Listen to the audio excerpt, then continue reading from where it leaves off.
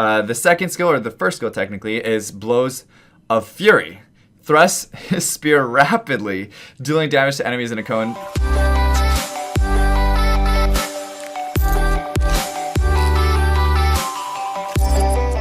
Hey, what's going on, guys? Welcome back. It's Claytano. Thank you so much for tuning in as always. And we're back with another Dungeon Hunter Champions video. And again, guys, I've said it in the past, I really enjoy playing this game. And I encourage everybody to at least try it because I will be making a ton of more content on this game because I love it so much. Okay, the link is going to be in the description below if you guys want to check it out. And if you guys do subscribe and comment on the video, I give away a gift card every single video to one person that has already commented on the video and has also subscribed to the channel. All right, but in today's video, we're going to be talking about the top 5 units that you guys want to be using when you first get into the game Dungeon Hunter Champions. Okay, so I'm going to make this as clear as possible and as simple to understand as possible, but I'm also going to explain a few things about the game along the way to help you guys understand a little bit better, okay? So the first unit that you want to get, or you want to focus on, is your Water Spearman, okay? This is basically the top, this is number 5 of the top 5, okay? This is the Water Spearman. And you obtain this unit by completing your normal mission guide, okay? So what you want to do is, if you don't have the Spearman yet, you want to make sure that you're completing your missions and doing nothing else really but whatever the mission tells you to do. Okay, focus on whatever the next mission is. If you got that done, focus on the next mission, etc. until you get the Spearman. It's a 4-star unit, and it's probably going to be the first one that you get in the game, and it's useful, okay? So the first thing that I look at when I look at a champion, because I want to make my own decision if I like this unit or not, is I look at the rating just to kind of give myself an idea of what everybody else is thinking. But at the same time, I only take it with a grain of salt. So if you guys, I know a couple of you have been asking me already, is the rating, is that something that I can trust or not? But I would say take it with a grain of salt. Everybody's been playing the game for probably about the same amount of time that you have been playing because it's only been out a week so far. So you can kind of say, okay, yeah, some people have probably already tried out the champion. They kind of like it. 84 people out of 100 like the champion, okay? So you're like, all right, cool. Most people like it. It's probably pretty decent. Let me see his skills. So then I pull up the skills and I see the first basic strike is this Indomitable Thrust, and it strikes the enemy with the spear, dealing damage. Every 4th attack heals based on the damage dealt. So every 4th attack with your normal base hit, you're going to be getting health back, which is really nice as a farming unit, okay? The second skill, or the first skill technically, is Blows of Fury. Thrusts his spear rapidly, dealing damage to enemies in a cone several times. Every time this champion is attacked, the cooldown of his skill is reduced by 0.5 seconds. Okay, that's pretty cool too. His second skill, Spinning Fear, charges forward with while deflecting incoming attacks, then finishes with a sweeping strike, reduces all incoming damage, raises movement speed, and deals damage to enemies struck, heals for a portion of damage dealt. So he heals himself and then can be recast within a short period of time to strike immediately. This is another healing skill on his second skill, which is really nice as well, again, for a farming unit. Now, Air Slash is his last skill, and it swings his spear so fast that it creates a shockwave that flies through the air towards his enemies. The shockwave deals damage and provokes enemies it hits. So if you look at it, it doesn't really have very many, it doesn't have any debuffs, it doesn't really have any buffs. The only thing it has is the provoke, and then everything else is really just damage and healing himself. So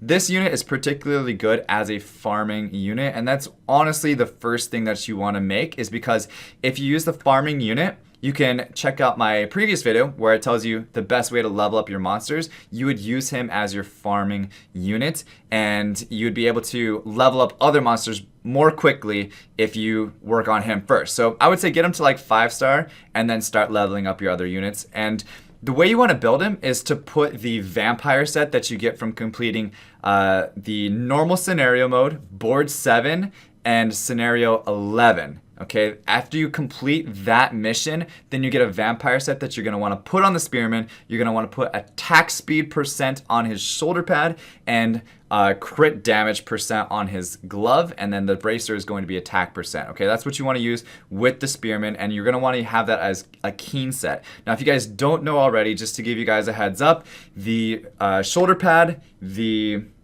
glove, and the bracer all can have % stats. Okay, they can all have % stats. Just to give you an idea here, here's my gear. This is actually the vampire set that I got from 7-Eleven.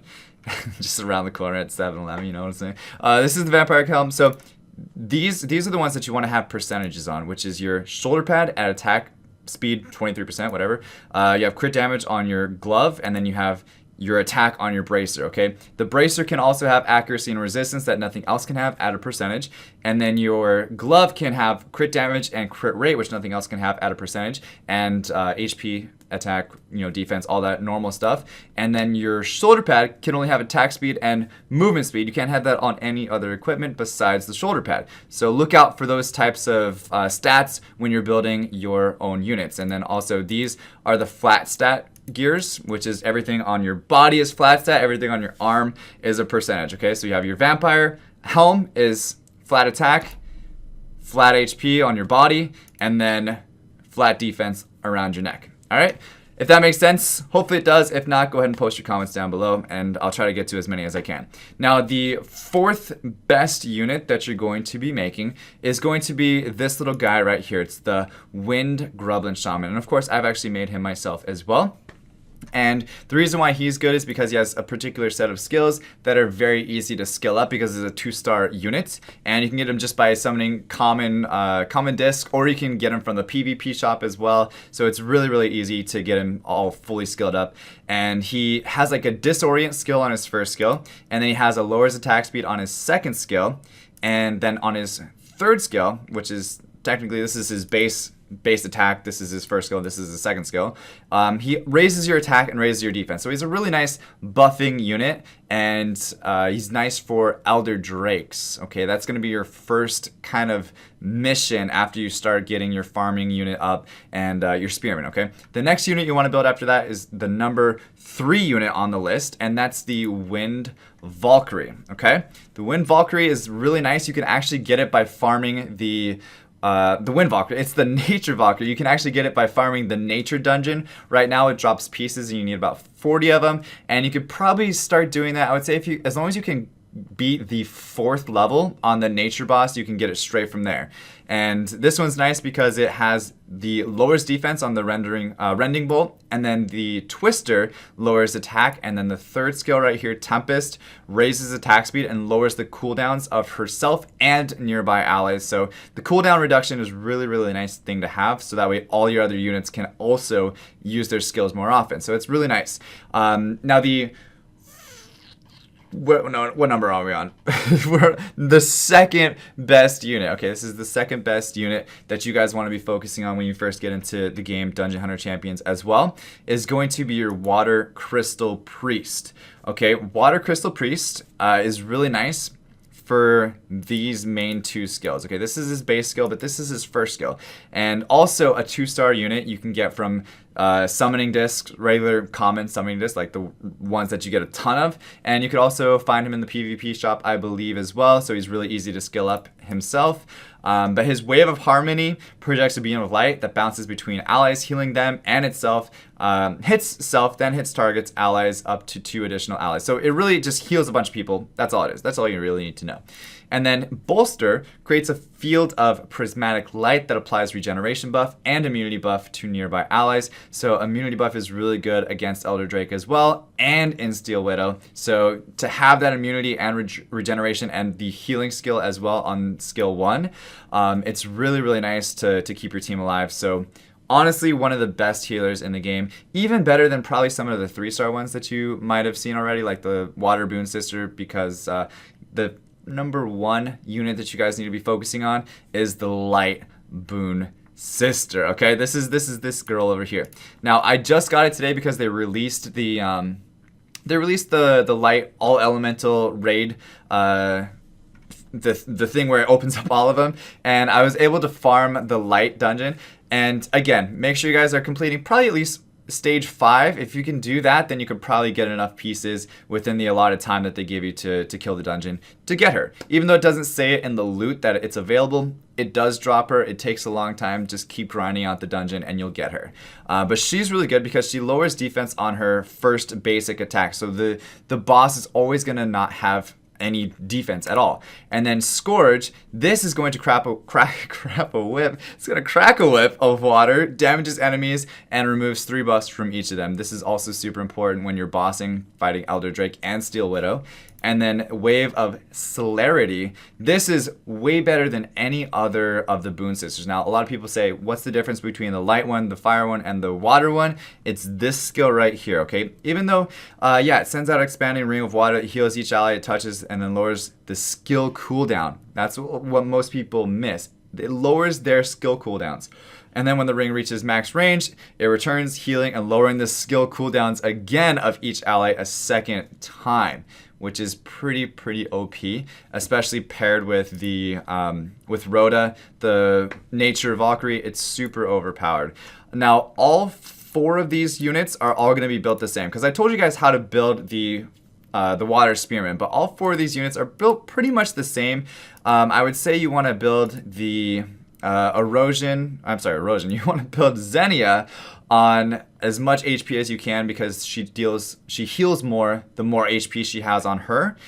Same thing with this, healing. And then these 2 units, you want to make sure that they have a little bit of accuracy on them. And the reason why you want to have accuracy on them is because their skills, they need to be putting those debuffs onto the boss as much as possible. So even though the little Mojo here has a buff, he really needs to be landing these 2 disabilities to the boss if you're going to try to kill him. Now, if you want to take these 4 units into Elder Drake 10, you need to make sure that they have at least 45,000 HP, along with about 700 defense each, and then these 2 need to have at least like 60% accuracy, and then you bring something along with it like a snake lady to do some really nice damage over time with her snake bites, or you can have the nature one, you could have the water one. If you have any of the LD ones, that's even better. But any other unit that really does damage over time, or the ongoing damage here, is really good to use with them. Even the nature Naga is really good as well. Okay, but those are the main units that you want to focus on as you get into your Elder Drake team.